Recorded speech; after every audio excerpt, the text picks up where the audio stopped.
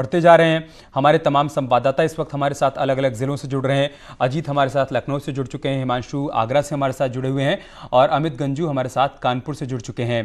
हिमांशु, मैं पहले आपके पास ही आऊँगा क्योंकि आगरा में सबसे अधिक नंबर्स हैं।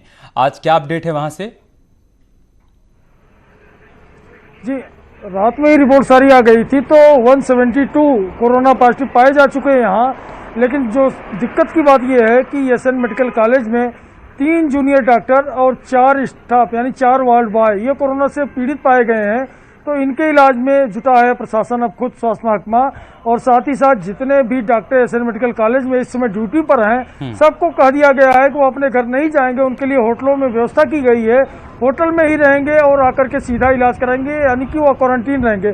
अच्छी खबर ये है कि रात में 2 कोरोना पॉजिटिव ठीक हुए हैं, वो अपने घर को गए हैं। तो कुल मिलाकर ठीक होने वालों की संख्या 13 हो गई है आगरा में। इसके अलावा 11 लोग ऐसे हैं जिनकी दूसरी बार रिपोर्ट निगेटिव आ चुकी है और इन 11 लोगों को आज रात तक घर भेज दिया जाएगा, डिस्चार्ज कर दिया जाएगा। तो ये अच्छी खबर है जो जरूरी है बताना दर्शकों को। जी ठीक है, कानपुर में 4 नए केस आ गए हैं। अमित के पास चलते हैं। अमित, क्या अपडेट है? आज 4 नए मामले सामने आ गए हैं वहां से।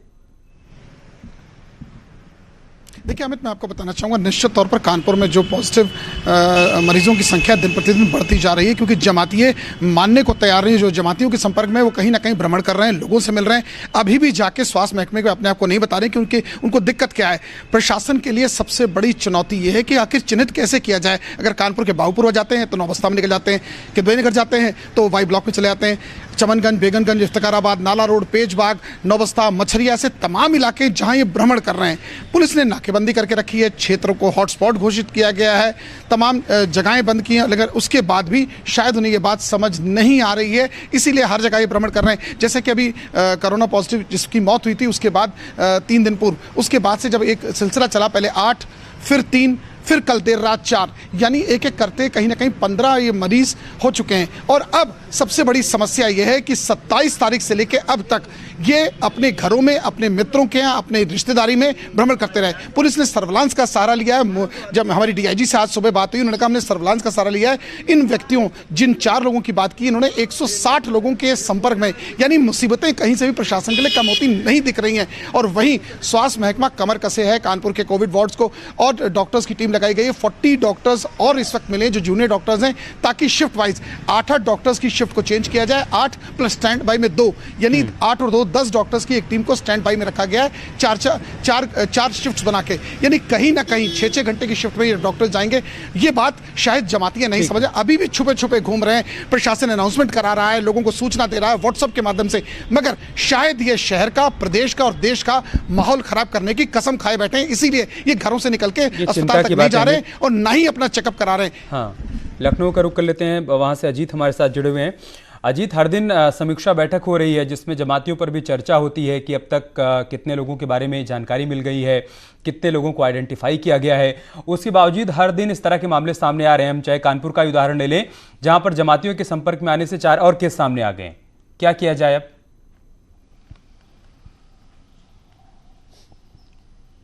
देखिए, बिल्कुल अमित, जिस तरह मुख्यमंत्री लगातार बैठकें कर रहे हैं और अब तक 800 का आंकड़ा उत्तर प्रदेश में पार हुआ, जिसमें 500 से अधिक या तो जमाती हैं, तबलीगी जमात के लोग हैं, या फिर उनके संपर्क में आए लोग हैं। यानी लगभग 590 का आंकड़ा कल सरकार ये बता रही थी अनौपचारिक रूप से कि जो 475 तबलीगी जमात के प्योर मरीज हैं और इसके साथ वो जो लोग जिन लोगों के संपर्क में हैं उनको मिलाकर लगभग ये आंकड़ा 590 के पास है। तो निश्चित तौर पर इनकी वजह से पूरे उत्तर प्रदेश के 48 जिले चपेट में आए और सबसे बड़ा इस महामारी में इनका जो श्रेय है, एक तरीके से कहा जाए, इनकी वजह से। अब सीएम ने कह दिया कि इन जमात के लोगों को घरों में तलाशी की जाए, ढूंढ कर निकाला जाए। अगर कोई पुलिसकर्मी, थानाध्यक्ष इनके घर की तलाशी करने से कतराता है तो उसके खिलाफ भी कार्रवाई की जाए। मुख्यमंत्री ने साफ तौर पर आदेश दे दिया। इस वक्त हम सदर बाजार में मौजूद है, जो हॉट स्पॉट है अमित, सबसे बड़ा हॉट स्पॉट लखनऊ का है। यहाँ 53 केसेस पहले से मिले हैं, अभी भी 184 लोगों की जांच बाकी है। पुलिस फोर्स के जवान आप देखिए, हमारी महिला पुलिसकर्मी तैनात है, पुलिस फोर्स के जो पुरुषकर्मी हैं वो तैनात है। इसलिए यहां तैनात है कि लोगों की सुरक्षा की जाए, लोग अपने घरों में सुरक्षित रहें, सतर्क रहें। ये सदर बाजार को जाने वाला रास्ता और यहीं से कैंटोनमेंट की शुरुआत होती है।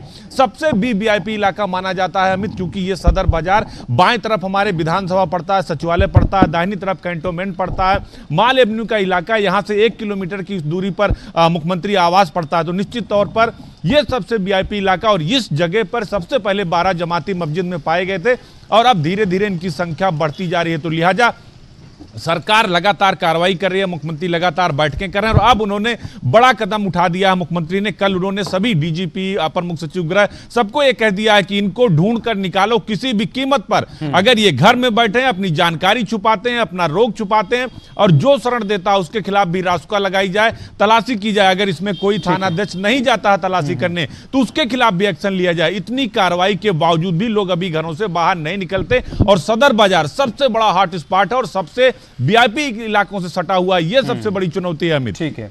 हिमांशु, सीएम की सख्ती के बाद कोई प्रोएक्टिव अप्रोच वहां पर प्रशासन की नजर आ रही है क्या? क्योंकि सबसे अधिक मामले आगरा से सामने आए हैं। क्या वहां पर जमातियों को खोजा जा रहा है, उनको आइडेंटिफाई किया जा रहा है, या फिर वहां पर टेस्ट को प्रो अप्रोच तौर पर किया जा रहा है कि मतलब अधिक से अधिक लोगों की वहां पर पहचान की जा सके, उनका टेस्ट करवाया जा सके? जी, यहाँ जितने भी जमाती थे तो उनको तो सबसे पहले ही पकड़ के जो है क्वारंटीन कर दिया गया था और जमातियों ने ही शहर को बर्बाद किया सबसे पहले। और अब तक 70 से ज़्यादा जमाती कोरोना पॉजिटिव पाए जा चुके हैं। इसके अलावा जो जमातियों के कॉन्टैक्ट थे, यानी एक आप सोचिए कि 70 जमाती कितने हजार लोगों के कॉन्टैक्ट में आएंगे, तो उन लोगों को लगातार पकड़ा जा रहा है। फोर्स की टीमें लगी हुई हैं, कई थानों की टीमें गठित की गई हैं और बाकायदा जमातियों के घर जाती हैं, उनको उठाती हैं। इसीलिए यहाँ जो है दर्जनों स्कूल, दर्जनों होटल ये जो है अधिग्रहित किए गए हैं और उसमें जमातियों को रखा जा रहा है। जमातियों ने एक और समस्या पैदा की है, यहाँ मधुर रिसोर्ट में जो रखे गए थे तो उन लोगों ने अपने बेड जो है बाहर फेंक दिए थे रिसोर्ट के बाहर, तो वो भी एक समस्या, अब उसको कोई छू नहीं रहा है, तो वो समस्या बनी हुई है। रिसोर्ट के बाहर उनके बिस्तर पड़े हुए हैं, वो जमाती जो हॉस्पिटल में चले गए। और ज्यादा चिंता की बात है। नोएडा से पवन हमारे साथ जुड़ चुके हैं। पवन, नोएडा से क्या अपडेट है?